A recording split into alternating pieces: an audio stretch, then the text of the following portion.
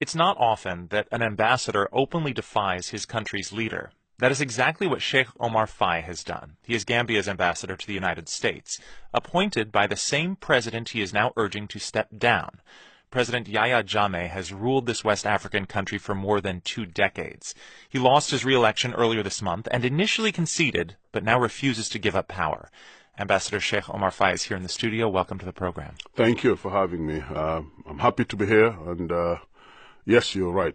President Jammeh has ruled for a couple of decades and conceded the elections already when he said he lost, and he believed it was the will of the people. It was Allah's will, as he always calls it. A week later, he came and did a complete 360.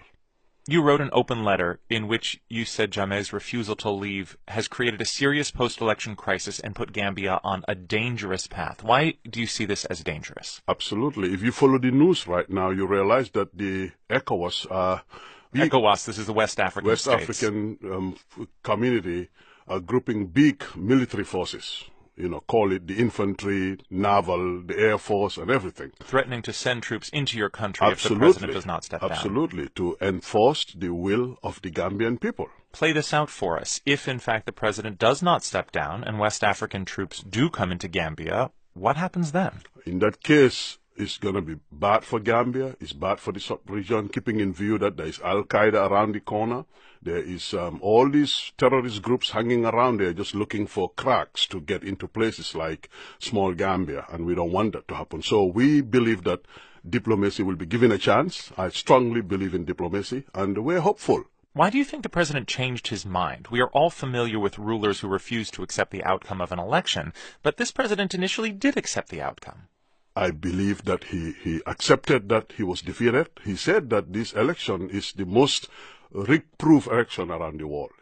We believe that there are few people behind the scenes trying to push the president and not to accept. This is my own, investigations and feedbacks I'm getting. I don't know the exact names of those behind, but we believe that there are a few people behind for their own selfish interest want to put the Gambia in harm's way. You are one of maybe a dozen Gambian diplomats who are encouraging a peaceful transfer of power. Have you spoken to the current president personally? I have spoken to some members of the coalition. I've even talked to some of the current government, and including people here in the U.S. So yes, I have reached out to them to let them know that the Gambia is bigger than all of us, and I am part of the majority of Gambians who said that the president should give it up and they want a change, and I'm with that majority of Gambians. You have been summoned back to Gambia.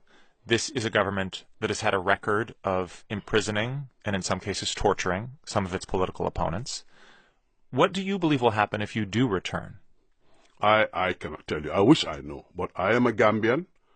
I feel that I am a part of that country, and I want the rule of law and human rights to be respected. The Foreign Service regulation that I belong to allows me a minimum of 90 days to prepare myself, get my family together, and get some logistics together. And that will give me time to weigh my options. And depends on what happens on the ground and depends on who is doing what. Then that will determine whether I get to the Gambia. But yes, I cannot predict what's going to happen, but I don't want anybody to stop me from going to my beloved country, which is the Gambia. If President Jammeh remains in power and you return to Gambia, do you believe that your personal safety could be at risk? Absolutely. Absolutely. There's no questions about that because of the history and the reputation of the system. So yes, I think my safety will be at risk. There's no doubt about that. But then I have to ask, given that this government does have a record of human rights abuses, why did you support the government for as long as you did? I have done that because I've been serving my people. I was asked to go and serve the Gambia and not to serve an individual. Sheikh Omar Faye, Gambian ambassador to the United States, thank you for coming into the studio and speaking with us. I appreciate it, my friend. Thanks for having us.